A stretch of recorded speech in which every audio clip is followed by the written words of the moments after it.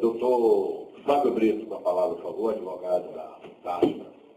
Pessoal, bom dia a todos. Quem não me conhece, eu sou o vice-presidente aí da Aspra, hoje o preço é o coordenador-geral. Queria agradecer aí ao deputado Tadeu Fernandes pela iniciativa. Parece até que nós estávamos adivinhando o que isso iria acontecer. Porque desde o ano passado, eu conversava com o deputado Tadeu, e nós tratávamos justamente a respeito dessa questão dos crimes contra a segurança nacional. Para quem não sabe, essa lei de crimes contra a segurança nacional foi criada em 1983, no auge da ditadura militar.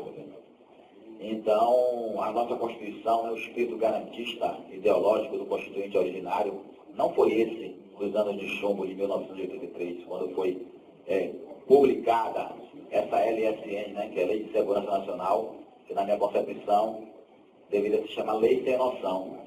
Lei Sem Noção, porque a Lei de Segurança Nacional, ela presume que Prisco, juntamente com os demais policiais, tentaram destituir o governador do Estado, tentaram destituir o presidente da Assembleia Legislativa, Marcelo Nilo, tentaram destituir a presidência da República, tentaram facilitar a entrada de tropas internacionais no território baiano. Isso é uma mentira. A motivação, todo mundo sabe que foi por melhorias de condições de trabalho, e salariais, todo mundo sabe. Então, isso foi uma montagem aí do sistema, para piorar a condição dos policiais, porque eles sabem que o Código Penal Militar e a Lei de Segurança Nacional, eles, como bem falou o frisório do deputado Tadeu, eles têm são disposições draconianas, Enquanto você tem o Código Penal, para vocês terem ideia, o Código Penal brasileiro, ele já passou por diversas emendas, diversas reformas, e a gente tem avançado dentro do contexto social. E muitos avanços foram conquistados, pasmem os senhores, que até um dia desses existia o crime de adultério. Isso foi reformulado e tal, hoje não mais existe, Outras disposições do Código Penal, todas essas disposições elas foram simplesmente revogadas pelo avanço da própria sociedade. Enquanto isso, o Código Penal Militar, ele continua lá, parado, sem nenhuma alteração. Pasmem os senhores, que ainda existe a pena de morte no Brasil, para quem não sabe, e essa pena de morte é para os militares. Se fosse em tempo de guerra, por isso já estaria fuzilado no paredão. Nós todos estaríamos, aliás. Então, nós vivemos. Imagine que eu li de um relatório, que está em segredo de justiça, mas vou aqui falar, que um promotor militar, ele disse que os policiais militares não poderiam se reunir para tratar de salário, de forma alguma. O promotor militar, ele teceu considerações dizendo que as associações elas devem existir e permanecer para fins exclusivamente lúdicos, diversão, cachaça, lazer, não sei. E a associação que se reúne para tratar de melhoria salarial, de carreira, era crime de conspiração. Quem quiser ler o Código Penal Militar, fique à vontade para ver quantos anos apenas do crime de conspiração. Fique bem à vontade. 3 a 5 anos. Pois é. Então, o promotor de justiça não está errado, não. Não está errado, não. Infelizmente, ele está ali como órgão acusador para cumprir o que diz a lei, o que pressupõe a lei. Nós, enquanto cidadãos, é que temos que correr para reformular, para trazer essa legislação para o real contexto histórico e social de mudanças, Não é possível, como bem falou ali o capitão Luciano, que a Polícia Federal faça greve e tal e seja legítimo, que o policial civil faça greve e seja legítimo. E o policial militar, ele fica refém da legislação draconiana, a legislação castrense, que lhe casta. Nós somos uma categoria de semi-cidadãos, para quem não sabe. Nós, policiais militares, somos uma categoria de semi-cidadãos. Doutor Fábio, hoje se combate a homofobia no Brasil inteiro, não é verdade? E no Código Penal Militar está lá como crime, a pederastia. Exatamente. É crime no militarismo ser pederasta, enquanto o Brasil inteiro se combate a homofobia. Então mostra como a... Exatamente. A simples crítica ao governador do Estado é crime militar. Eu já respondi a ação penal militar por crimes críticas ao governador do Estado. Já respondi, graças a Deus, consegui trancar essa ação penal através de um habeas corpus de minha autoria e, graças a Deus, os desembargadores entenderam, né? Entenderam que a lei de anistia estava em vigor, em vigência, enquanto não fosse declarada a sua inconstitucionalidade. Então você tem coisas absurdas, fiquem bem à vontade para ler o Código Penal Militar e para perceberem que a simples publicação no blog, a simples publicação no site, o simples fato de a gente estar aqui reunido dando declarações contra o governo, se constitui crime militar. Então, a gente fica sobre a égide da espada. Você, como bem falou ontem o professor doutor Albergaria, você quando oprime a classe, você quando coloca ela contra a parede, no momento ela vai explodir. No momento ela vai explodir. Você vê aí a Polícia Federal fez greve, né, deixou as fronteiras expostas, isso sempre vem contra a segurança nacional, deixou as fronteiras expostas, os aeroportos expostos, entrou drogas, armas, tudo, e nada aconteceu. Por quê? Porque eles não são militares, né? Eles são sindicalizados, são organizados, né? Não são submetidos à cultura do medo, porque o policial é submetido à cultura do medo e do terror. Hoje, com a prisão aí do companheiro Prisco, nós estamos vendo quem são os verdadeiros saqueadores do Estado Democrático de Direito. Hoje é Prisco, o vereador, amanhã é o deputado Tadeu, amanhã é um senador, amanhã é um prefeito. Então, isso abre um precedente perigoso para o Estado Democrático de Direito. Então, a pessoa ser presa por manifestação política, por ser contrário à posição de um governo ditador, demofascista, não justifica. Liberdade de expressão para o policial militar, não existe liberdade de expressão. Policial militar publicar texto, não existe, é crime militar. Se reunir, como eu estou falando aqui nesse momento, a gente reunido, e outra coisa é concurso de pessoas, mesmo que vocês não sejam militares, exatamente, como se fosse, né? Um policial, meu Deus do céu, só você vê, só vê para crer. O regulamento não é à toa que a legislação é chamada de legislação castrense, porque castra o direito, né? Você quando entra na corporação, você abdica do direito de sindicalização, de filiação partidária, de liberdade de expressão, direito de opinião, manifestação de pensamento. Então você tem todos os direitos que qualquer cidadão de bem possui, você tem isso castrado, vilipendiado. Então, isso, da mesma forma que a Constituição Federal fala que o policial não pode fazer greve, né, aos militares é vedado o direito de greve. Né? Falar aos militares, eu até questiono porque não fala os policiais militares. Falar aos militares, e para mim, aos militares, o Constituinte ele se refere naquele momento, na verdade, às Forças Armadas. Mas vamos lá.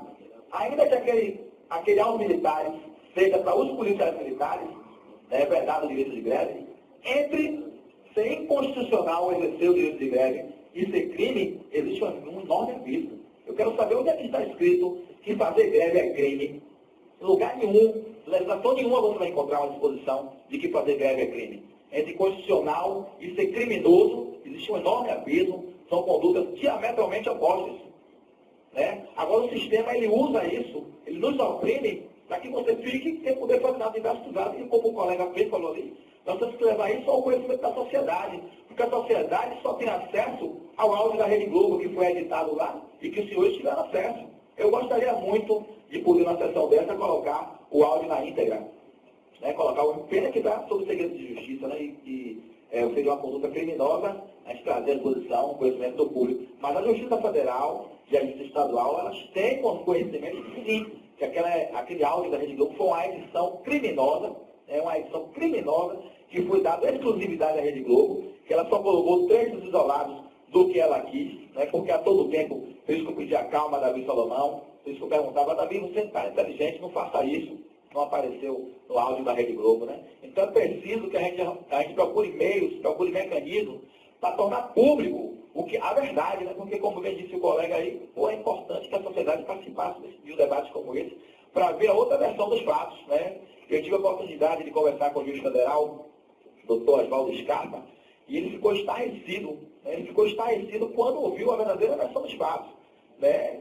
Que nós, na verdade, o governador, e como bem disse Tadeu, ele criou uma falsa expectativa. Como é que você cria um grupo de trabalho para modernizar a PM? Né? Cria toda aquela falsa expectativa. Né? As associações trabalharam aí arduamente, por cerca de 8 meses, né? Modernizando a polícia, tentando modernizar a polícia militar, tentando trazer coisas modernas, a implantação do Código de Ética, por exemplo. E no dia D, que foi o dia do governo apresentar o projeto lapidado pronto, ele vai lá e copia o regulamento disciplinar do Exército, proibindo o policial, paguem os senhores, para essa piada, né, de andar a cavalo. Então, o cidadão comum... Só uma parte também, só para que entendam, Quem fez o regulamento disciplinar da Polícia Militar, o regulamento disciplinar militar, foi, em nome do governador, foi um delegado da Polícia Federal. Agora, o que um delegado da Polícia Federal entende de militarismo para fazer um regulamento militar? Aí colocou uma pérola, que o policial que ficar devendo a alguém e o nome for para Serasa, ele vai ser punido porque está com o nome na Serasa. Né? Então, anunciar que a presença é deputado Álvaro Gomes.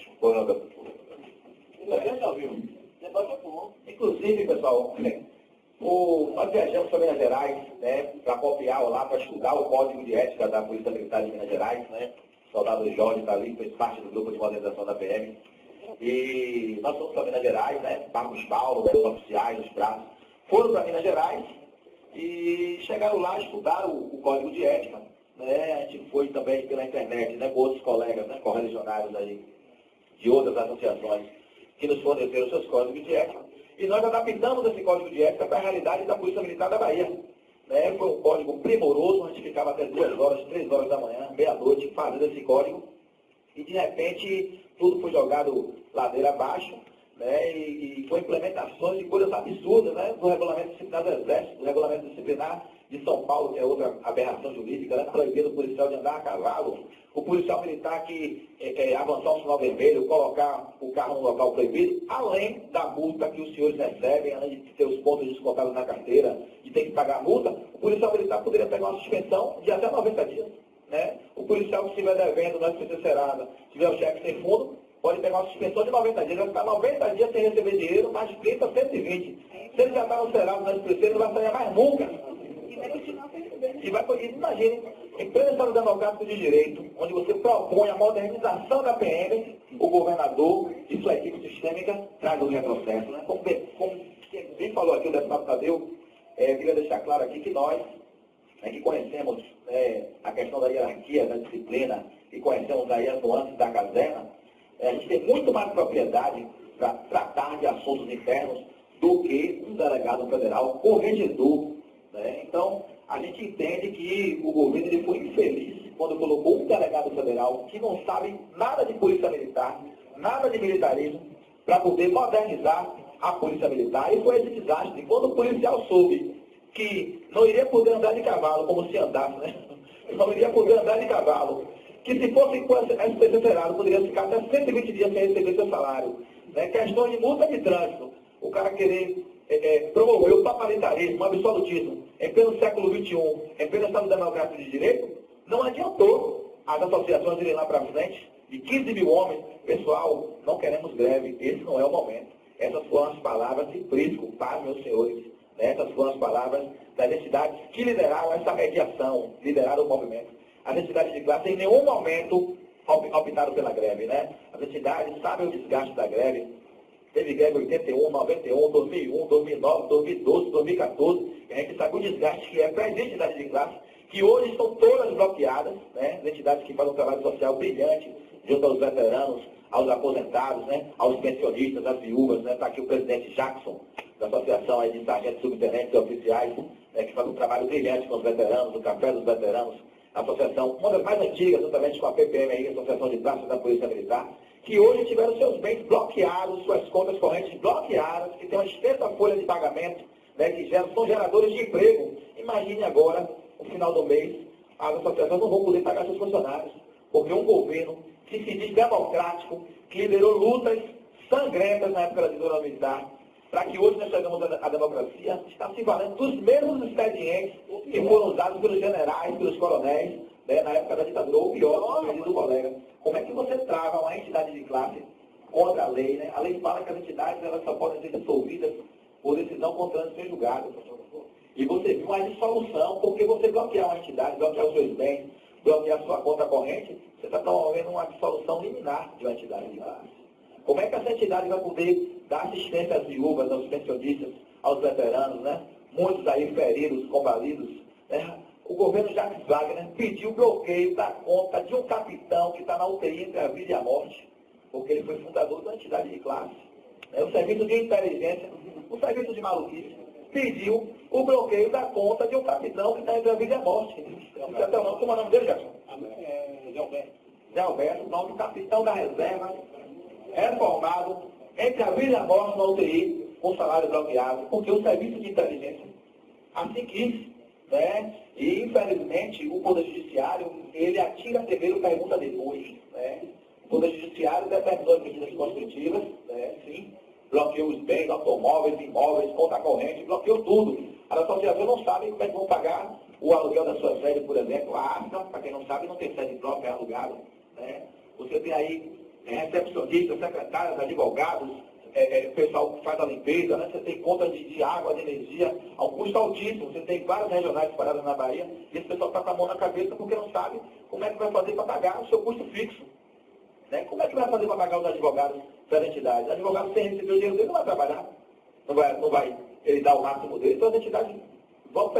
A extinção estão fadadas ao fracasso, a extinção, a dissolução. O processo está em Brasília. Até para você se locomover, para chegar em Brasília, para tentar diligenciar os desbloqueios de uma entidade dessa, tem um custo caríssimo. Uma passagem de avião para Brasília chega a R$1.000. Então, o governo, de forma perversa, né, em que pede ter seu nascedouro no movimento sindical, em que pede muitos deles terem sido presos, torturados, né, muitos deles que estão hoje, que são governo, né, são anistiados políticos, foram vítimas da ditadura militar, lutaram contra isso e estão se valendo dos mesmos expedientes utilizados nos danos de chumbo, que nas eleições agora, em outubro, a gente possa demonstrar nosso descontentamento, nossa insatisfação. Porque não adianta você apenas votar contra, você tem que trabalhar contra. Você tem que chamar a sua família, seu vizinho, seu amigo, para votar contra. Não porque a oposição seja melhor do que o PT, pelo amor de Deus. Não porque a oposição seja melhor, mas porque nós estamos sem alternativas. Então temos que dar resposta, sim, na democracia, na urna. Muito obrigado.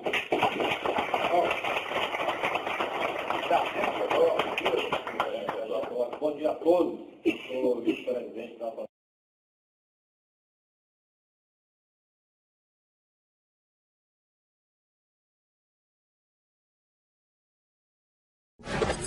Ah.